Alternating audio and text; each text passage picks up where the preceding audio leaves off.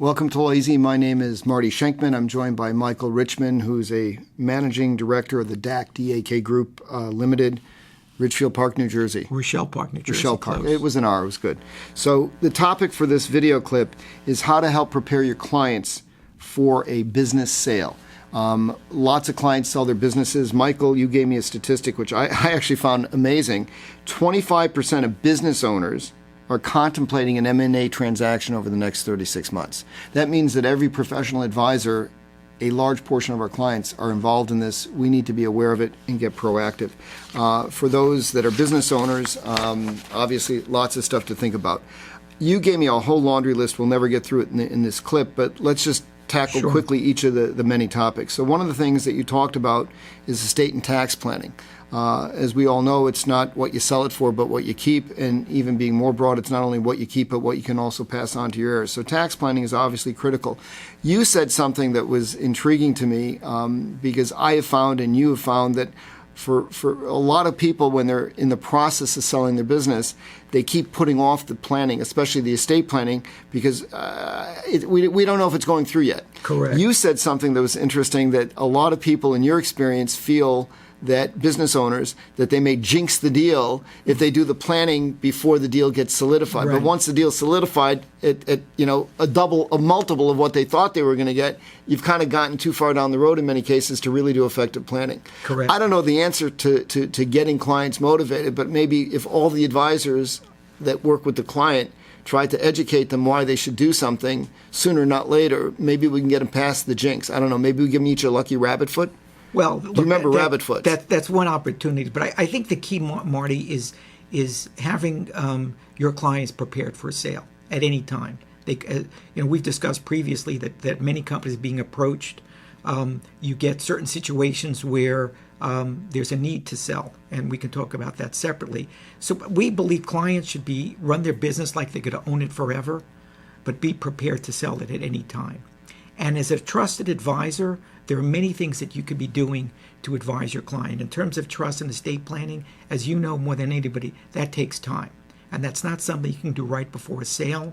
So we advise our clients to look at the opportunities when they sell their business to minimize the taxes. The reality, and I don't want to make this an estate planning program, is clients should be freezing the value of their business in irrevocable trust, in better trust jurisdictions, long before they even approach you to sell. And if they approach you and they haven't already done it, they should do it immediately, because once you start to do a fairness opinion, evaluate it, start grooming the business, you're enhancing the value and confirming the value.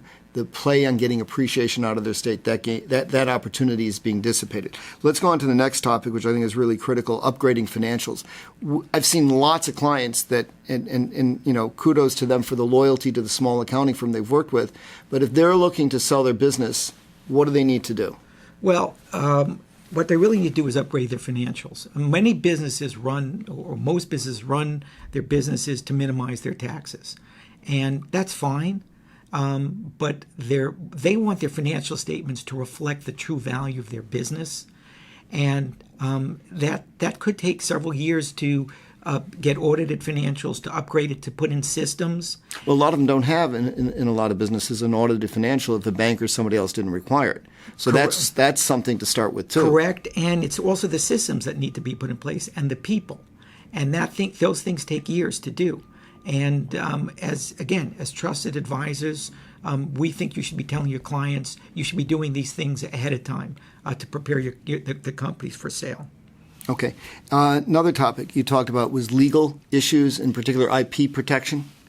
So we find it amazing. We actually had to pull a transaction because early on the company realized they did not own crucial IP. Wow. It was amazing. They didn't protect it correctly. It was very easy for people to come in and copy this IP. So we advise our clients. There are multiple areas of legal. IP is one of them. Employee contracts. They don't have key employees tied up with non-compete and non-solicitation agreements. So that's something that if it's not in place, once you start talking about the plan of sale, they should be looking into that. Correct, because the last thing you want, and let's use employees, you don't want employees, when they get wind of a sale, to come in and want a seat at the table. if you have a key employee and they see a sales going on, they may say, "Guys, we know we're key to this business. We'd like a piece of the apple." Yeah, right. Exactly. Why not? Exactly.